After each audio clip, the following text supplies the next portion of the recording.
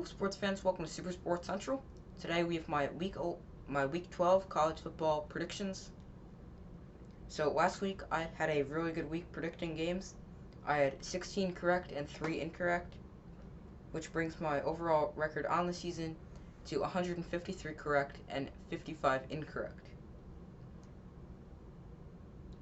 So starting off, we have games tonight.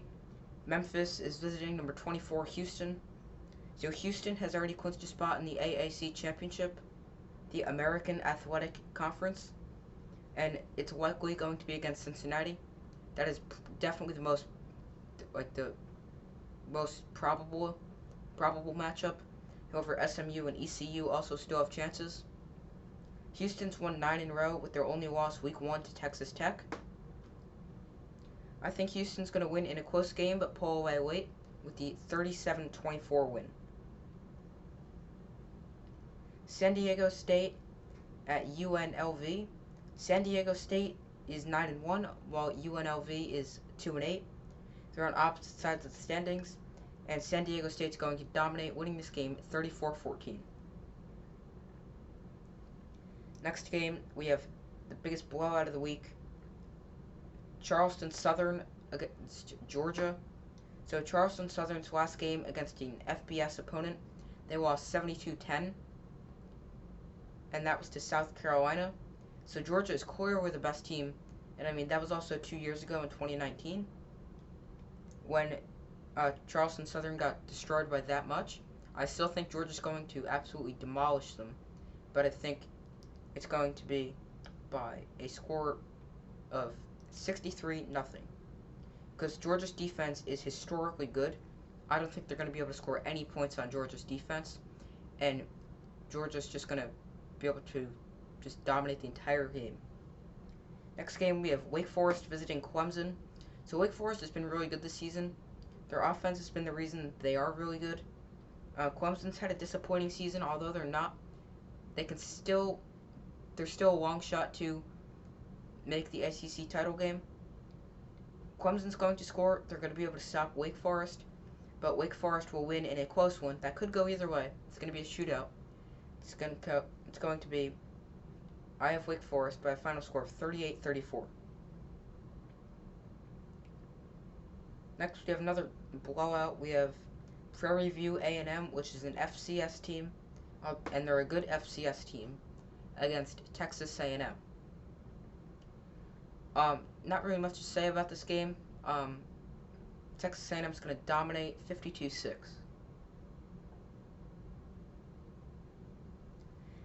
Next game, another blowout. Tennessee State at Mississippi State. So this week there's a lot of blowouts and then a lot of really tough games to pick.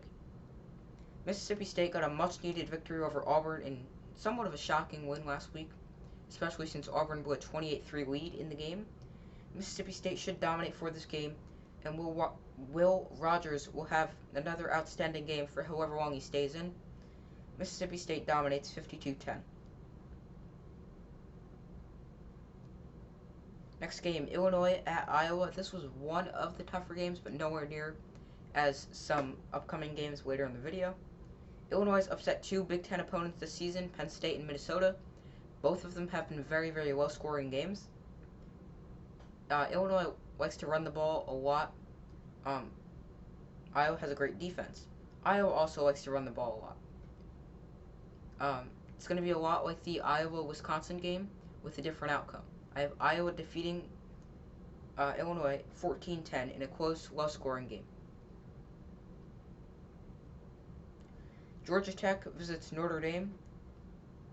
Georgia Tech isn't good this year. They're 3-7, although they do have a win over North Carolina, which ends up looking pretty good.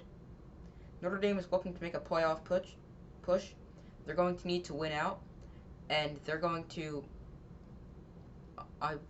they can get in by just winning out, but they need to, so it's not being questioned by other people, like just normal college football fans. They should absolutely dominate these next 2 opponents, Georgia Tech and Stanford, and I think it's going to start off dominating 42-7 against Georgia Tech. Next we have Michigan at Maryland, a potential trap game for Michigan with Ohio State next on the schedule. I also said that for Michigan State last week, sorry. But again, Maryland has a horrendous defense. Michigan is going to win to set up a classic showdown with Ohio State next week. 37-16. Nebraska at Wisconsin. Wisconsin's been a lot better since a slow start to the season. They're on track for the Big Ten title game. All they have to do to make the Big Ten title game is win out. Nebraska's been losing all season long, but it's been close. I have them losing again, but I have another close game, 24-10. 24-14 in the loss to the Badgers. Next game, we have Virginia visiting Pitt. Pitt's got 2 losses this year against Miami and Western Michigan. There's no injury update on Virginia quarterback Brennan Armstrong. He hasn't played since the loss to BYU a few weeks ago.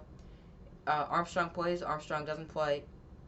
Pitt wins 34-19. And that score prediction is going off the assumption Armstrong will not play. If he does, it's going to be closer, but it's still going to be Pitt. Next, we have UAB visiting UTSA. This is a crucial game in the Conference USA.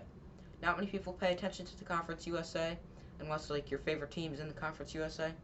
UTSA is looking to clinch a spot in the Conference USA Championship with a win.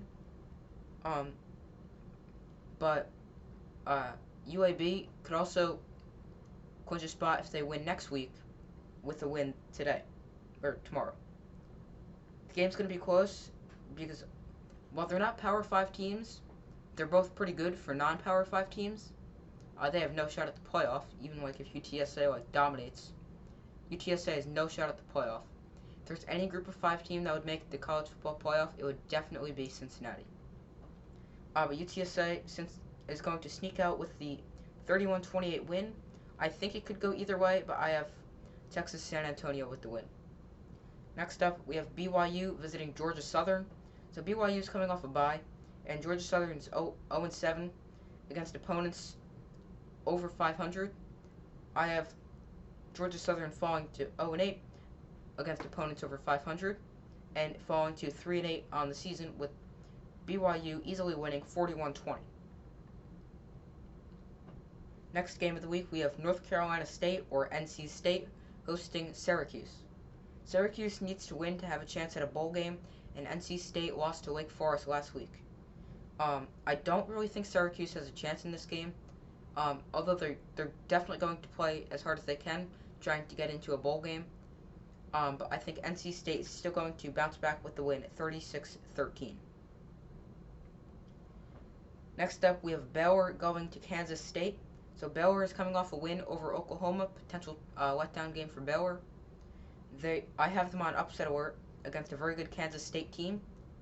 All of Kansas State's losses are to good teams, and those teams are Oklahoma, Iowa State, and Oklahoma State.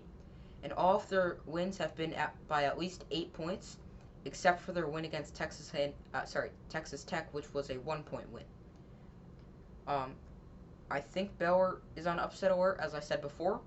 Kansas State has a very good chance to pull off the upset, but Baylor ends up winning 34-30. Next game, we have another blowout. Vanderbilt visiting Ole Miss. This will be the largest blowout of the week between 2 FBS opponents. The other 2 teams are FCS opponents. Ole Miss has won 5 of their last 6, with their loss to Auburn thrown in there. Vanderbilt hasn't won an SEC game since 2019, and it's going to stay that way. Ole Miss will dominate every aspect of this game, winning the game 56-3.